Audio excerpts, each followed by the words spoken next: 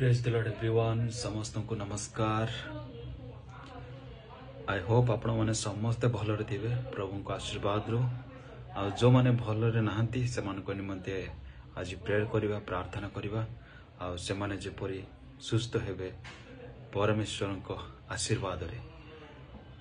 Friends हम माने पठन करथिले आदि पुस्तक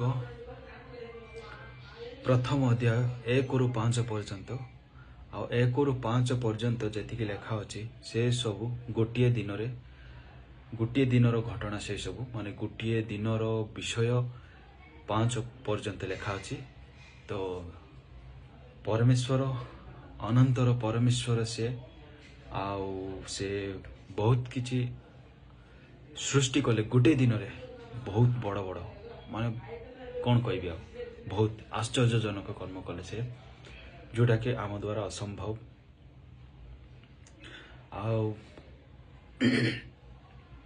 पृथ्वी स्वर्ग दीप्ति आलुओ अंधकार ए सबु जल ए सब किछि सृष्टि कले प्रथम दिन रे। परमेश्वर आगु को कौन कर हमें देखा ता आदि पुस्तक 1 अध्याय 6 रे। तो आसंतु जो मान कटारे बाइबल अच्छी काढ़ा देखा पठन करवा कौन लेखा अच्छी देखा आसंतु पठन करवा आदि पुस्तक प्रथम अध्याय 6 रे। तो सेठारे लेखा अच्छी आपण माने देखि पड़ुथिबे अनंतर परमेश्वर कहिले जल मध्यरे शून्य जात होई जल को दुई भागरे भिन्न करो। हालेलुया। भलरे देखंतु निज निज बाइबल को सेटार लेखा अछि अनंतर परमेश्वर कहिले अनंतर परमेश्वर कहिले अनंतर परमेश्वर अनंतर अनंतर परमेश्वर जार कि अंत नहीं अनंत अनंतर परमेश्वर कहिले जल मध्यरे शून्य जात हुई जल मध्यरे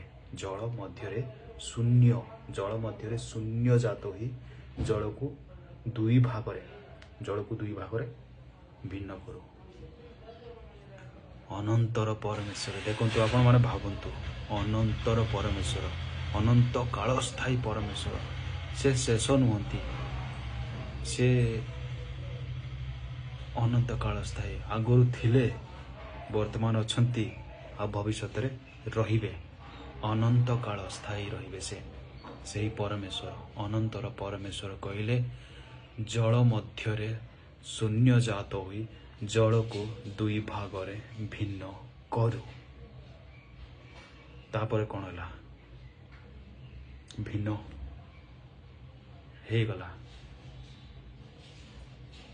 ना हेनी सेटा में देखिबा नेक्स्ट वर्स रे 7 रे कौन लेखा अच्छी ता हमें नेक्स्ट वीडियो रे देखिबा। तो आज रो वीडियो रे हम माने जानि पारले जे अनंतर परमेश्वर आमर जो परमेश्वर से अनंतर परमेश्वर अटंती तार अंत नहीं से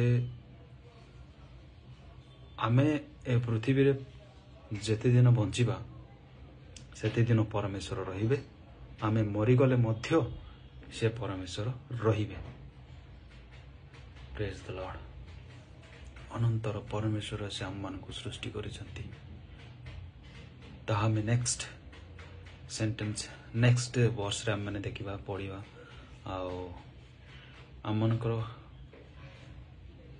कौन भाग्य भल जे आम माने परमेश्वर को पाइले तांकर वाक्य को आम माने पठन करूचु जानी पारुचु बुझी पारुचु जो माने जानी नांती से माने को निमंते निश्चय प्रार्थना करिबा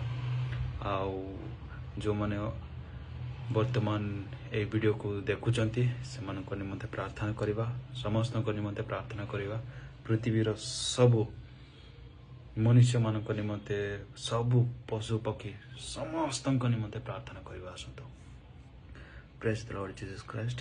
thank you so much Lord तुम्हें मन को सुंदर सुजोग देलो ତୁମର ବାକ୍ୟ ପଠନ କରିବା ପାଇଁ ପ୍ରଭୁ ଆମମାନେ ଆଜି ପଠନ କଲୁ ଆଦି ପୁସ୍ତକ ଦ୍ୱାରା ପ୍ରଥମ ଅଧ୍ୟାୟ 6ରେ।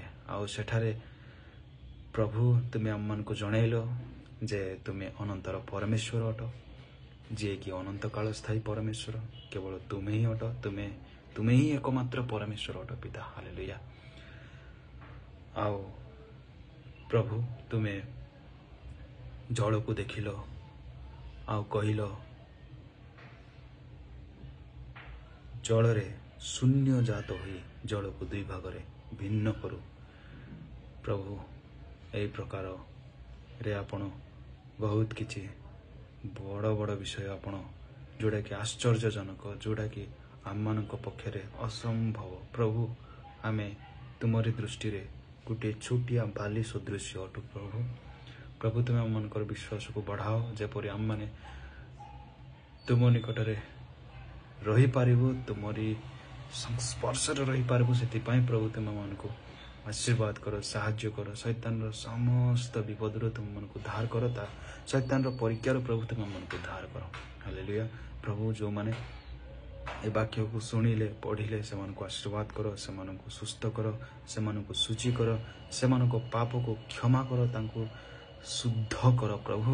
ଏବଂ ସେମାନଙ୍କୁ ତୁମେ ତୁମର ପବିତ୍ର ଆତ୍ମାଙ୍କ ଦ୍ୱାରା ପ୍ରଭୁ ସେମାନଙ୍କୁ ପରିଚାଳନା କର ଏବଂ ସେମାନେ ଯାହା ଯାହା ଇଚ୍ଛା କରୁଛନ୍ତି ସେମାନଙ୍କର ଇଚ୍ଛାକୁ ପୂରଣ କର।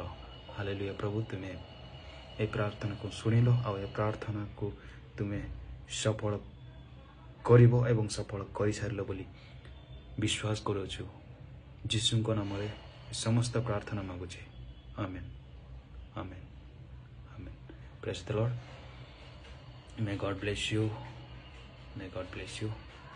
ଅନନ୍ତ କାଳ ପରମେଶ୍ୱରଙ୍କୁ ଆମମାନେ ପାଇଲେ ଆଉ ଯେପରି ଜୀବନର ଶେଷ ଦିନ ପର୍ଯ୍ୟନ୍ତ ଆମମାନେ ଅନନ୍ତର ପରମେଶ୍ୱର ସହିତ ଆମମାନେ ଯେପରି ଯୋଡ଼ି ହୋଇ ରହିପାରିବା, ସେଥିପାଇଁ ଚେଷ୍ଟା କରନ୍ତୁ ଆଉ ପ୍ରେୟର କରନ୍ତୁ, ବାଇବଲ ପଢ଼ନ୍ତୁ। ଆଉ ବଚନ ହିଁ ପବିତ୍ର ବାକ୍ୟର ବଚନ ହିଁ ଆମମାନଙ୍କର ଶକ୍ତି ଅଟେ, ଯିଏକି ଆମମାନଙ୍କୁ ବିଶ୍ୱାସରେ ରଖିପାରିବ ଆଉ ଆମମାନଙ୍କୁ ପରମେଶ୍ୱରଙ୍କ ସହିତ ଯୋଡ଼ି ହୋଇ ରଖିପାରିବ। ତାହା ହେଉଛି ପବିତ୍ର ବାଇବଲର ପବିତ୍ର ବାକ୍ୟ।